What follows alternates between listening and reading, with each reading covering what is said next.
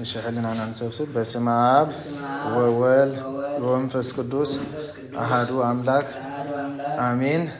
ከመይ ውዕልኩም ትድራ እግዚአብሔር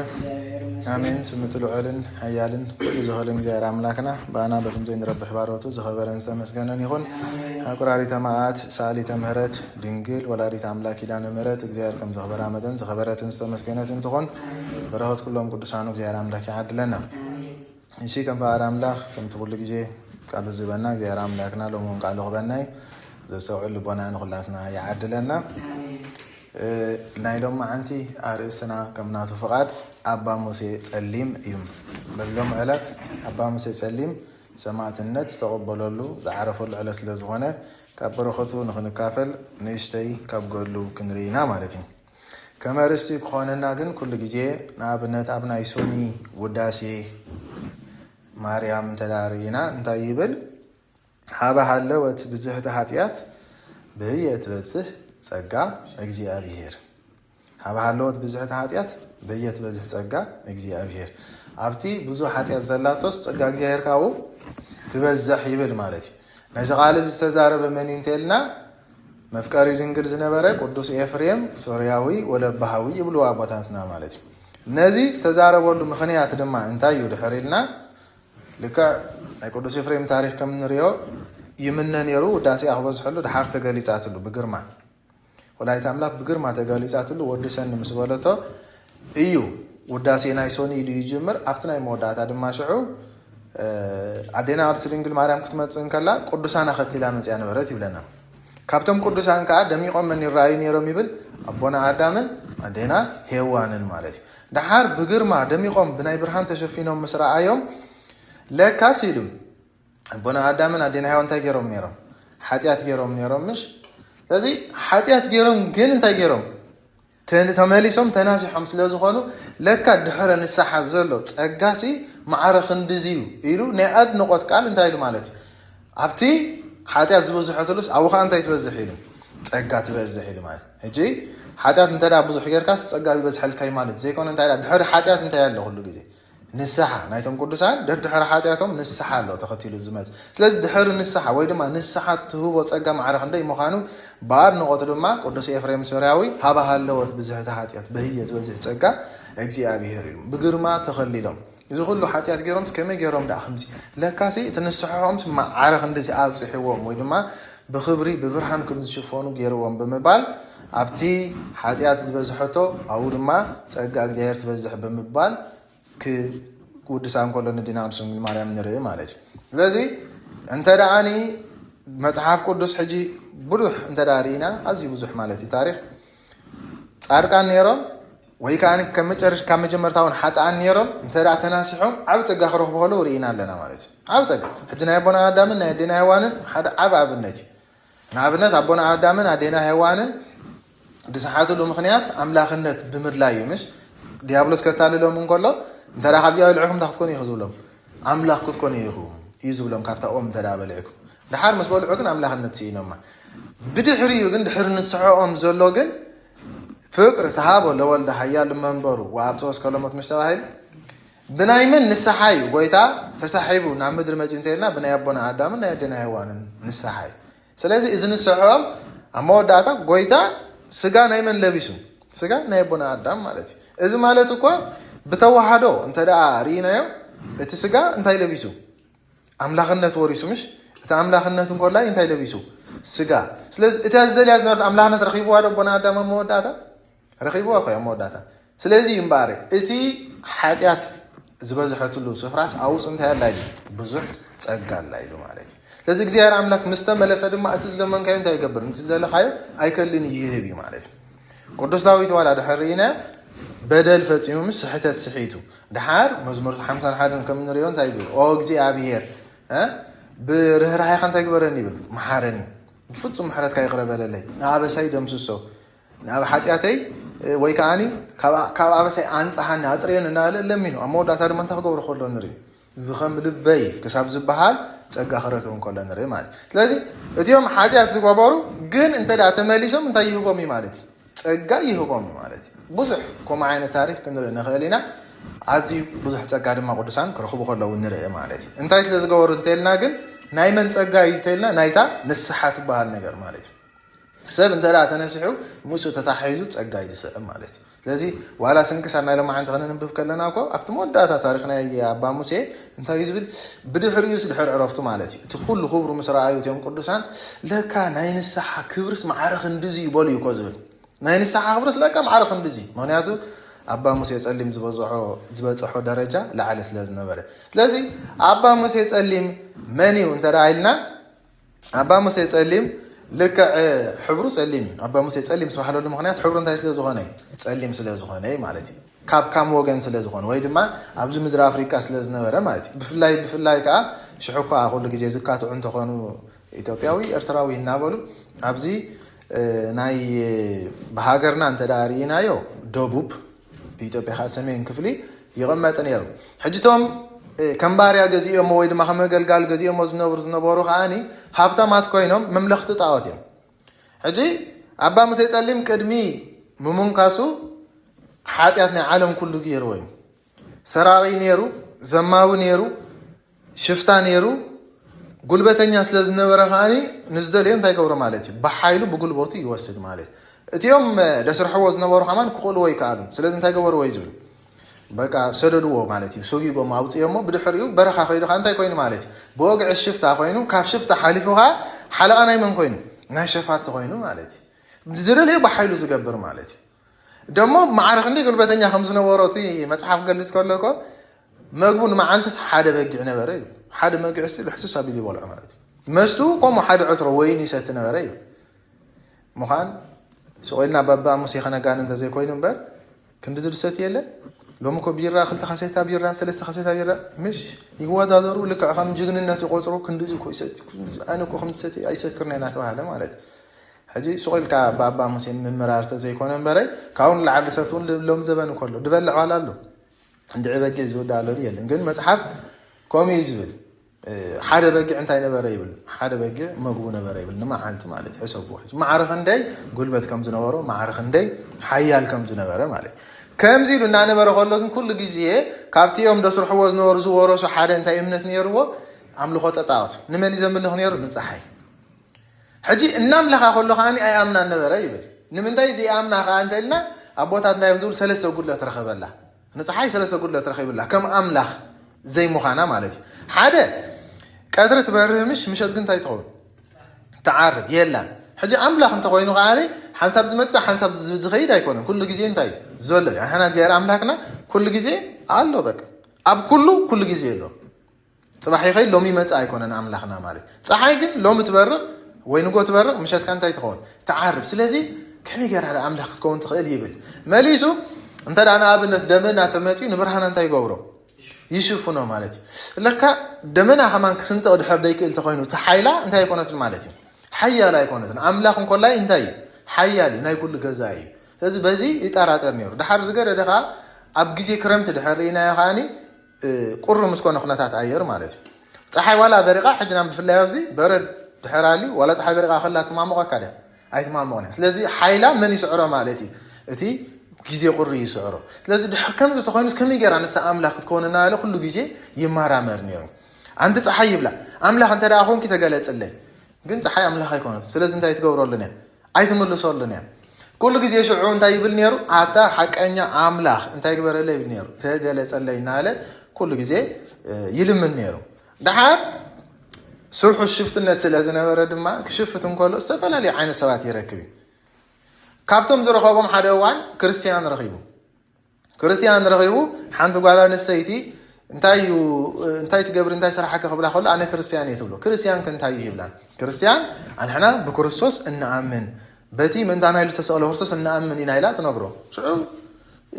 بزعما كريستوس ولا حد مين يجي كريستوس يبلان حبتام سبديو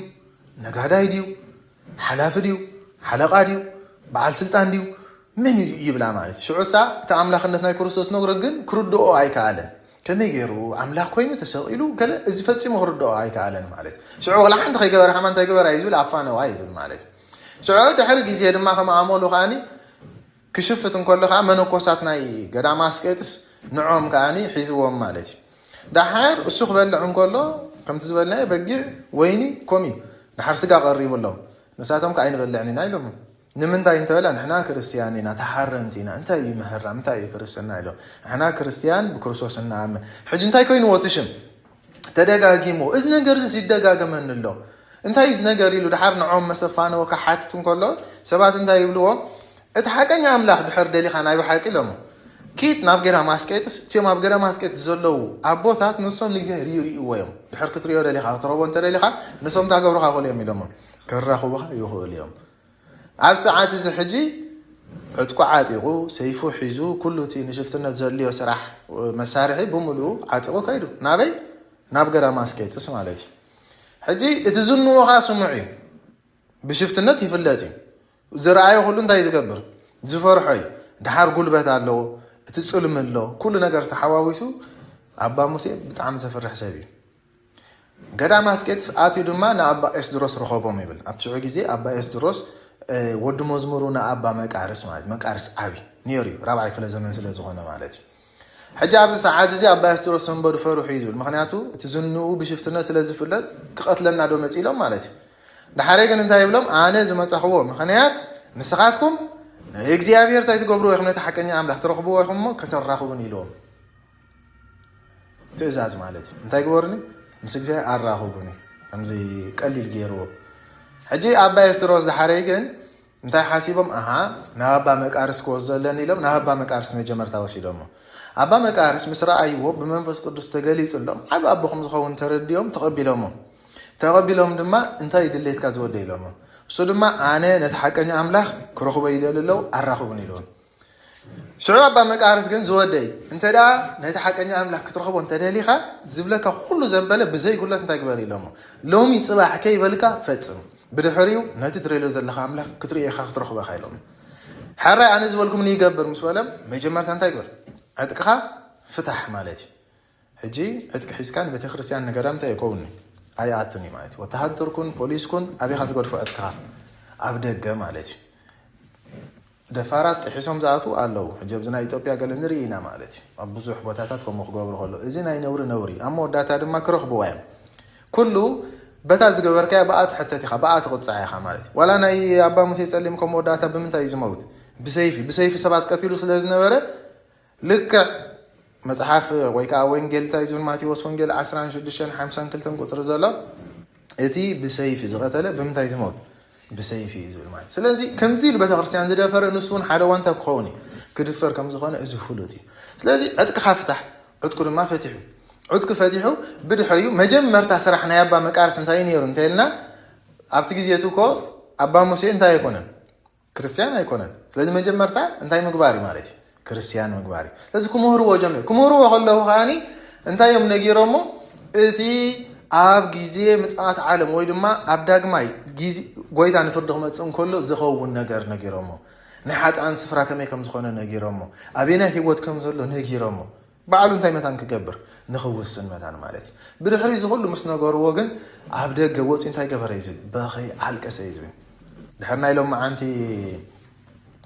مسباك انت دارينا مزمور داويت 32 سي شعو يبل فقد حمش حاتياتي افلوتكوخا بدليون ايسور كل كان ابساي كنازلكا مدبكو نسخا اول اكي حاتياتي يقربلك على يبل ስለዚህ አባ ሙሴ እዚ ሁሉ ነገር መስማዕ እንታይ ገበረ ይዝብል ብድሕሪው ሓጢያቱ ከይ ሓበእ ኩሉ ዘርዚሩ ንአባ መቃርሳ ገይሮ ማለት ኩሉ ነገሮ እዝጋርም ነገር ድንቂ ናቶ ገርሊ አባ ሙሴ ክናሳሐን ኮሎሲ አባ መቃርስ ንመን ይርኡን የረም ይብል በብሓንት ሓጢያቱ ክነግርም ኮሎ መላእከ እግዚአብሔር እንኮላ ይጎኖ ቆይሙ ጻዕዳ ሰሌዳ ሒዙ ሓጢያቱ ብሙሉ ኻኒ ብጸሊም ቀለም ተጻሒፉ ሓንት ሓጢያት ክነግር እንኮሎ አባ ሙሴ ሓንት ሓጢያቱ ትድምሰሰሉ እቲ ሓንት ሓጢያት ክተቕሳ ኮሎ እቲ ሓንት ትድምሰሰሉ መላእከ እግዚአብሔር ኩሉ ሓጢያቱ እንታይ እንዳገበረሉ ሪኦም ማለት እንዳደምሰሰሉ አሞ ወዳታ ድማ እታ ሰሌዳ ጥርሓ ተረፈት ብል ለዚ ሓጢያቱ እንታይ ገበረ ማለት ስለዚህ ኮ ቅዱስ ዳዊት እንታይ ኢላ ኣነ ሽዑ ሓጢያተይ እንታይ ገበርኩ ኣፍለጥኩ በደለይ እውን እንታይ ገበርኩልካ ኣይሰወርኩልካ ስለዚ ኣብ ቅድመ ኣቦታት ቀሪብካ ሓጢያትካ ብሙሉ ክትነግርን ከለኻ ወይ ድማ እንተዳ ንስሓ ናይ ባሓቂ ተረሊኻ ሓጢያትካ ኩሉ እንታይ ምግባር እዩ مرغافي كل مورادي محبا دبحالين ازي ابا عباي زي اخباري ازي ايلكا ኣይሕባእኒ ሓጢያትካ ኩሉ እንታይ ምግባር ጥራሕ ምርጋ ኣይሰወርኩልካ ኢሉ ስለዚ ንስኻ ድማ እንታይ ገበርካ ኣለ ኢሉ ሽዑ ይቕረ በልካ ኣለ ኢሉ ማለት ስለዚ እግዚኣብሔር ኣምላክ ድማ ይቕረ ኢሉሉ ሽዑ ኣባ መቃርስ እንታይ ገበርዎ ይብል ኣጥመቕዎ ጥምቀተ ክርስትና ሃብዎ ሙሴ ኢሎም ድማ ሽማ ኣውፅኦምሉ ማለት እዩ ምክንያቱ ናይ ሊቀ ነቢያት ቅዱስ ሙሴ በረኸት ይሕደሮ ኢሎም ድሓር ሙሴ ማለት እንታይ ማለት እዩ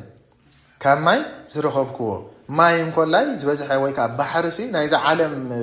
ምሳሌ እዩ ምሽ ባሕሪ ናይ ዓለም ምሳሌ ስለዚ ካበይ ዝተረኸበ እዩ ሙሴ ይኽእል ካብ ዓለም ዝተረኸበ እዩ ምሽ ካብ ጭው ዝበለ ጥፍኣት ዝተረኸበ ካብ ዓለም ዝደሓነ ስለ ዝኾነ ሙሴ ኢሎም ሽም ኣውፅኦምሉ ማለት እዩ ብድሕሪ እዚ ድማ ምስ መን ክነብር ጀሚሩ ምስ መነኮሳት ክነብር ጀሚሩ ማለት እዩ ሕጂ ኣብዚ እንሪኦ ነገር ንመን መሲሉ ማለት እዩ ኣባ ሙሴ እንተልና ንኣቦና ኣብርሃም ምክንያቱ ኣምላኹ ብምንታይ ረኺቦ ተመራሚሩ ማለት እዩ ተመራሚሩ ተሓቀኛ ኣምላኽ መን ምዃኑ ደሊ ኣብ መወዳእታ ድማ ከም ኣቦና ኣብርሃም ታገብሮ ከሎ ንርኢ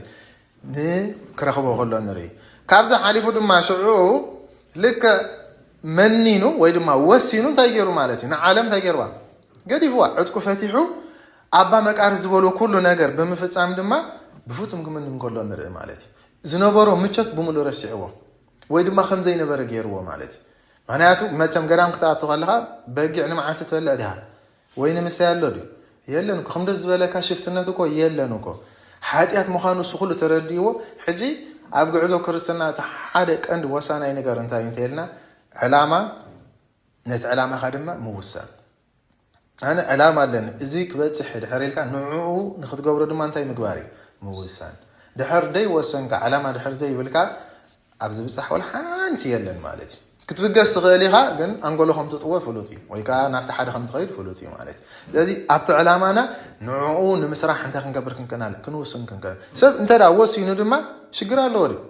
ማንም ክልክለካ ዝኽእል የለን ምክንያቱ ዕላማኻ ንስ እዩ ውሳኔኻ ንስ እዩ ናብኡ ትኸይድ ኢኻ ማለት እዩ ስለዚ ኣባ ሙሴ እቲ ዝድነቐሉ ካልኣይ እቲ ኩሉ ዝነበሮ ነገር ጠንጢኑ ንዓለም ታገብራ ከሎ ንርኢ ማለት እዩ ክገድፋ ከሎ ዓለምን ኮተታን ብምሉኡ ክገድፎ ከሎ ብድሕሪኡ እቲ ዝድነቕ ነገሩ እንታይ እንተልና ድማ ናይ ንስሓ ሂወቱ ማለት እዩ ነቲ ብምሉእ ሓጢኣት እንታይ ክገብር ከሎ ንርኢ ክናሳሓሉ ከሎ ካብዚ ሓሊፉ መንገዱ እንታይ እዩ ዝብል ዲያብሎስ ኣዝዩ ብብርቱዕ ይፍትኖ ስለ ዝነበረ ክገድፈና ማለት ይሕሰብ ዲያብሎስ ስለዚ ምስተን ዝመወለን ዝነበረ ኣንስቲ ኣምሲሉ ልክዕቲ ዝገብሮ ዝነበረ ከም ስእሊ ኣብ ቅድሚ የምፀሉ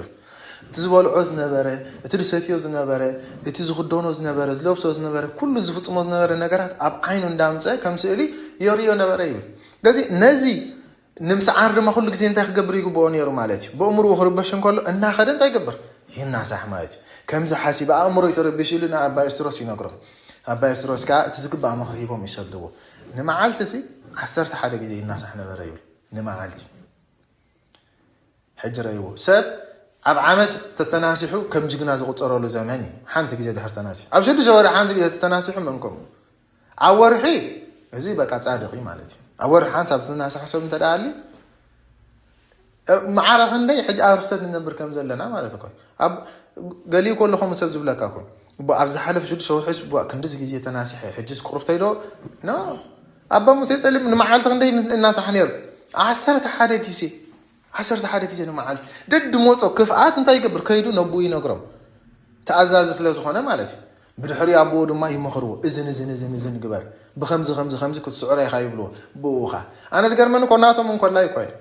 ሕራይ ንሱስ ሓጢኣት ኢሉ መፂኡ ክነግሮም እንከሎ ንሶም ከዓ ከይሰልጨው ንመዓልቲ 11 ግዜ ንስሓ ክብዎ ከለዉ ሕሰቦሞ ናይ ሎሚ ከዓ ንስራሕ ስኢኑ ሎሚ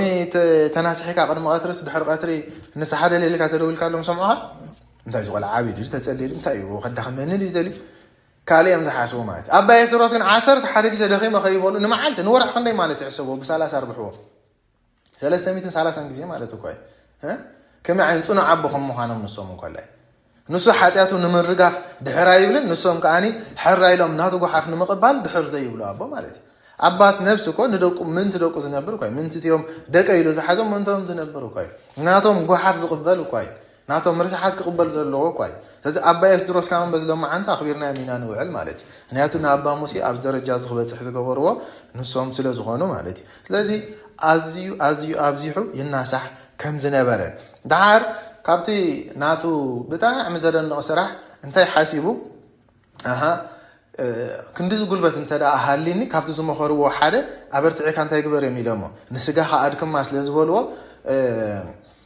مشيت ناي كلهم منوكو ساتي أبا فدق قزوامي عطرو أمزولو ناي ماي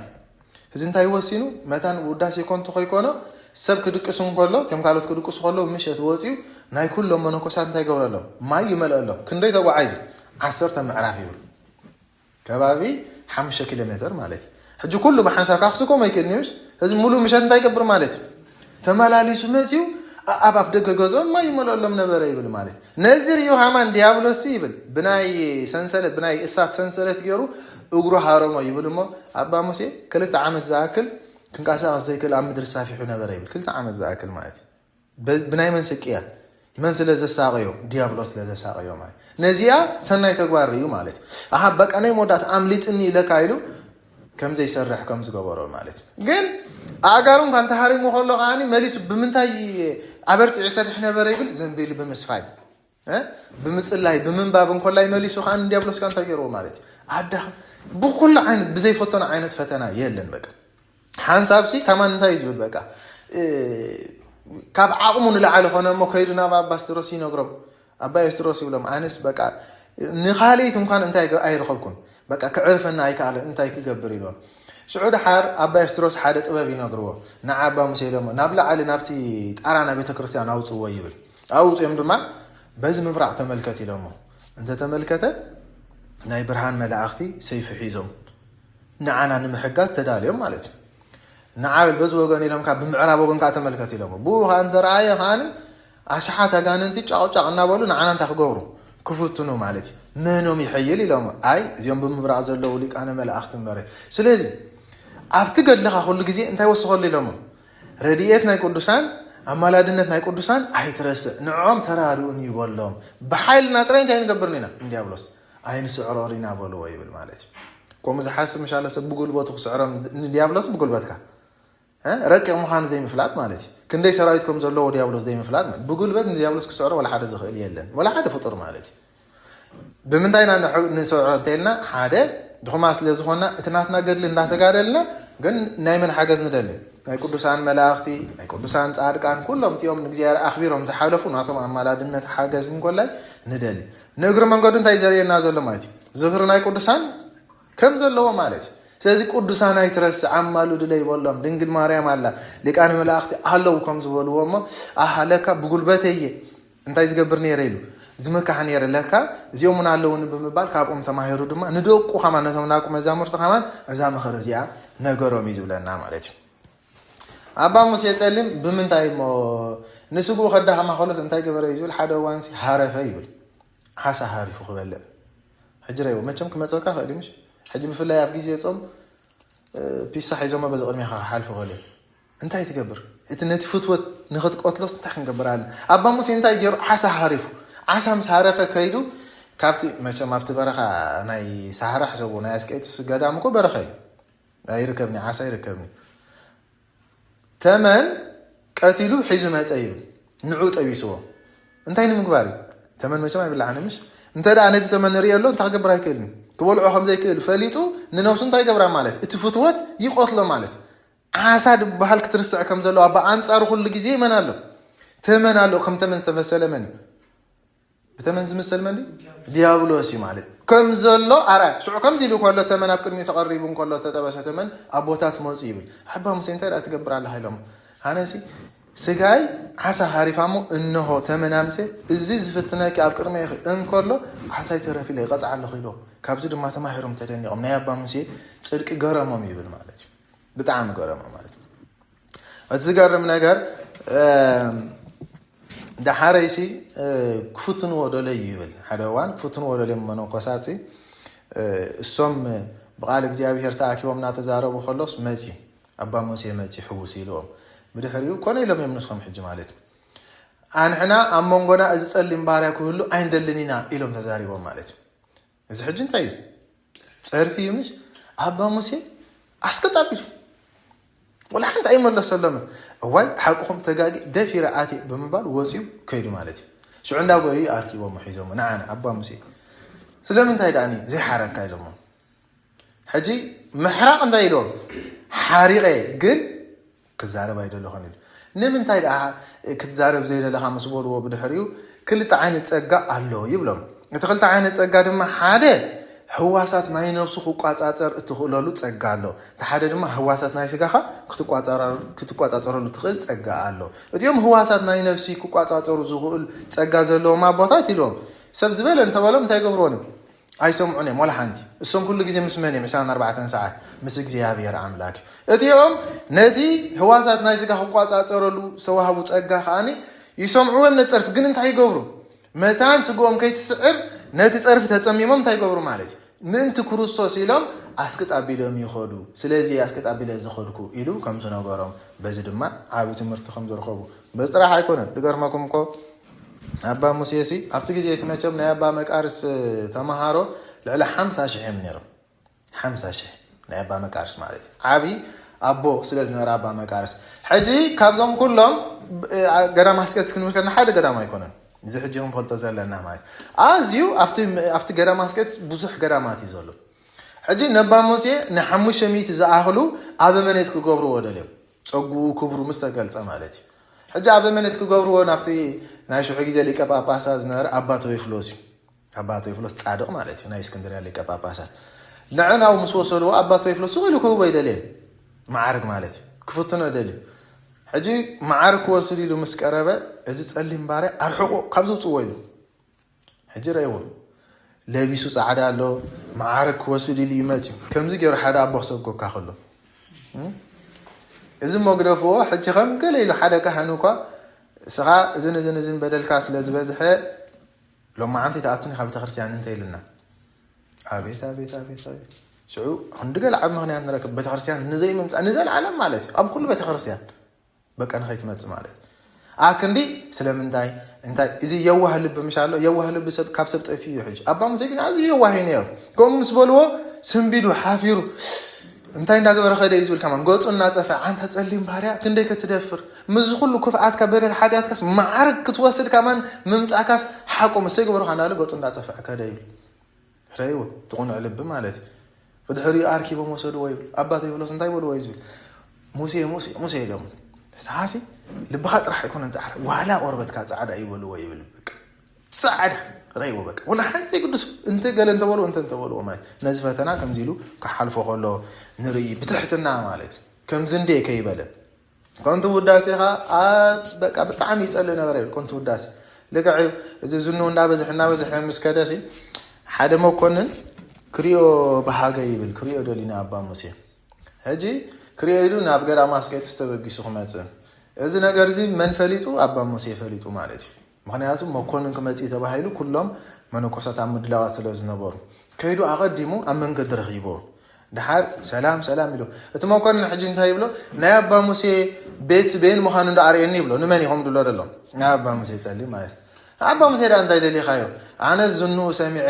ሕያዋይ ብሩኽ ኣቦይ ሞ ክባረኽ ደለ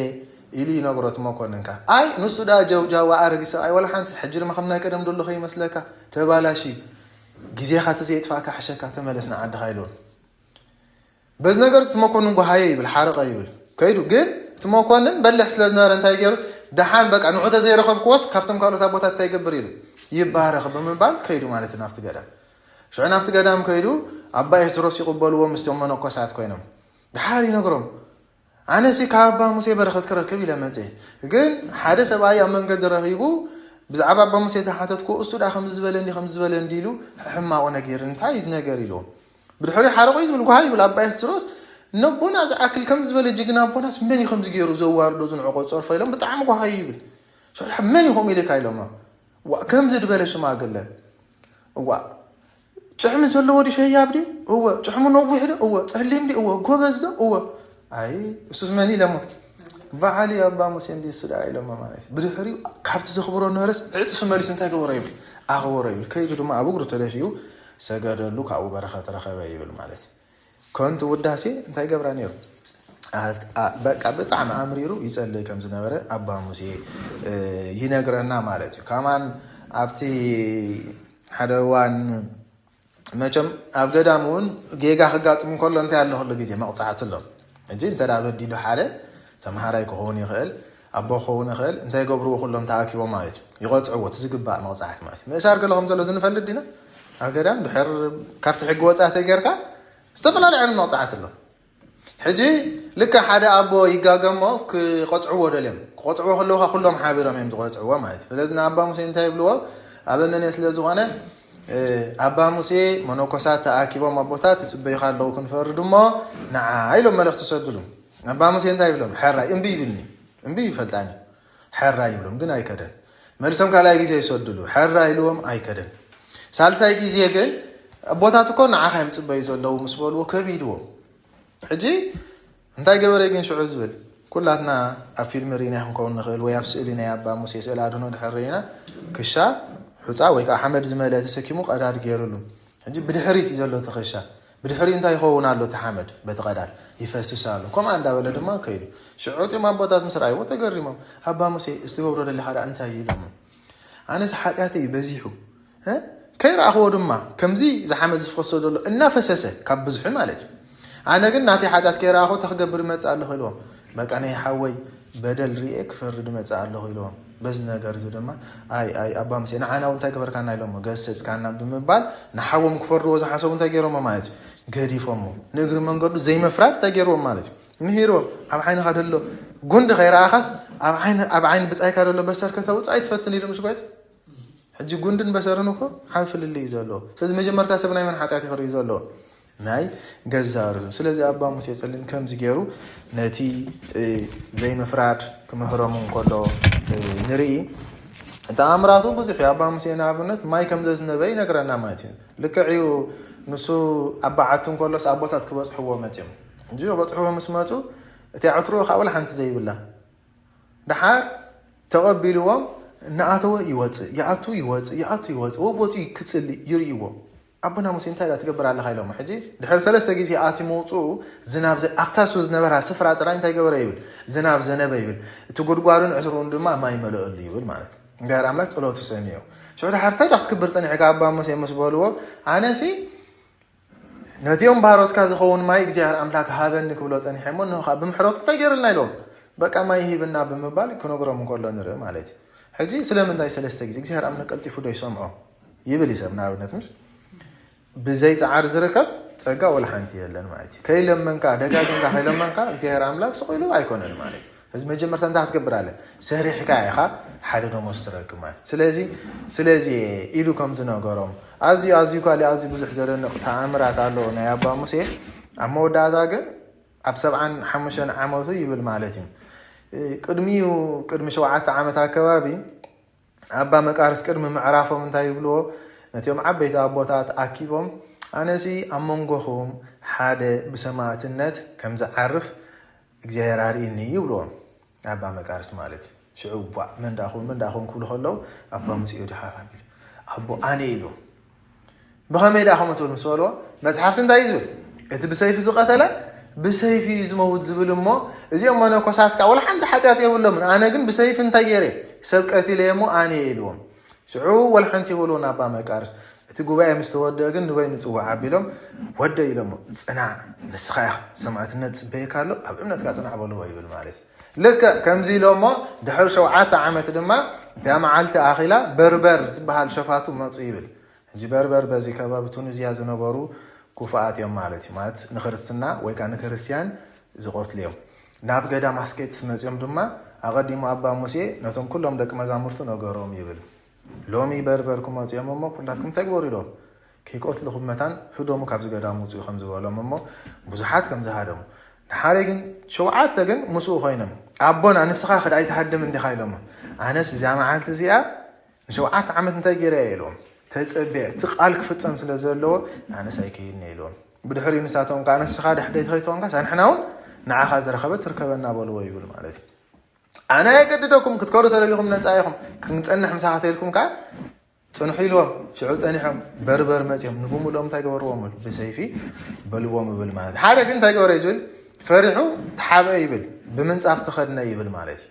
دحار ملاك إجزاء هيرجن ماتيو أن أبا موسى ثلاثة أخلي للوصيل ثلاثة أخلي نتيهم شدش لما نقصات كحد أخلي الهبوم تشعيت أخلي الجن حزوا مالتي دحر تمنكوس انت رايو حنت اخليل تملاخته غيروا حيزوا مايت بدحريو تفرحوا انت تغيروا لي بالنتا اخليل مسرعيا تبعت تغيروا لي ولما انا وكريستيان يلي وصيبل معون بسيفي كم زقتلو اموداتا دما نسون اخليل منكس سماعات اخليل سماعتነት تغيروا مالتي كم زرخبه ينغرنا مالتي لكعيو اركي خمس غنو خلص انت يزبل سلام ابل لموسى يصلين انت نبر اقوس وستغدام سو تذكر كل اكياته زقدم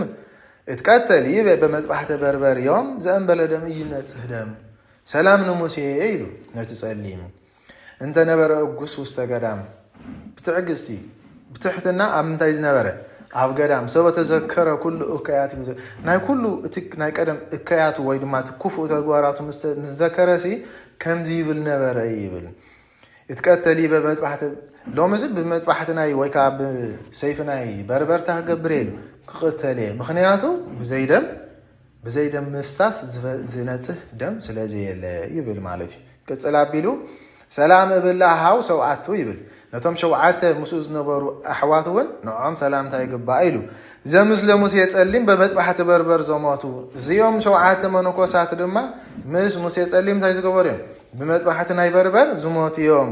ولا زتحاب عفريه أحد اللكتو يبل كابزي يوم نتحاد تحابيوز نبرون يبل مالتي صواري أكليلوم ملعك سبع أستر عيلتو يبل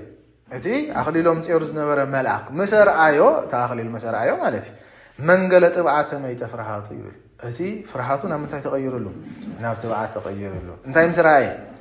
أخليل حجكو زغلو كريستيان زبلوكو اخلينا من سمعت تزرين ير ملاخ تزرينا ير سطاين بلنيلكم تحاسو ها ግን ጎይታ ኻ መታንኮሙ ኸይን ብል እንታይ ኢሉ ናይ ቶማስ ታሪክ ዘክሩና ያወርያ ቶማስ እቶም ከይ ረአዩ ዘአምኑ ንሳቶም እንታይ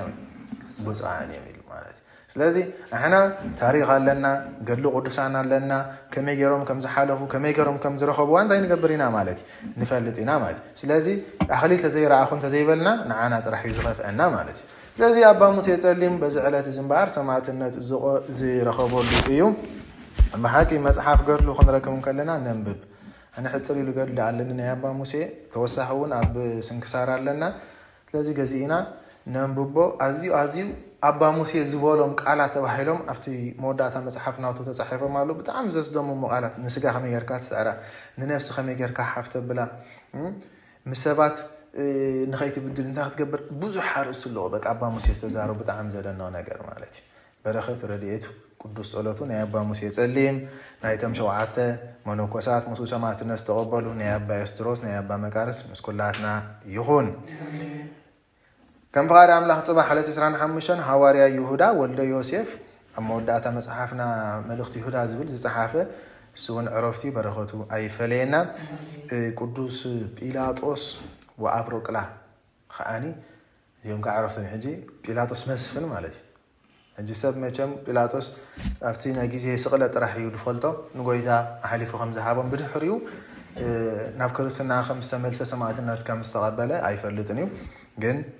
አንሕና ወይ ካ ቤተ ክርስቲያንና በሰማዕትነት ተኸብሮ ቅዱስ እዩ ማለት እዩ ዳሕራይ በረኸታ አይፈለየና ኮሞውን ጽባሕ ሕጂ እንታይ ያሎ ናይ ክረምቲ ምእታዊ ማለት እዩ ኣለኹም ዶ ክረምቲ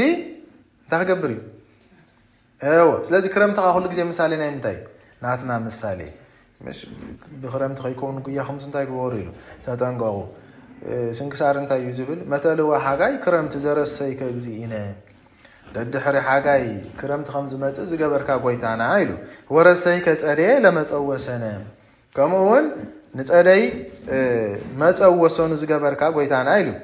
بذا كرمت زموائلنا موائلنا او غزي خرمت انكلو ودما نحنا او غزي خرمت انكلنا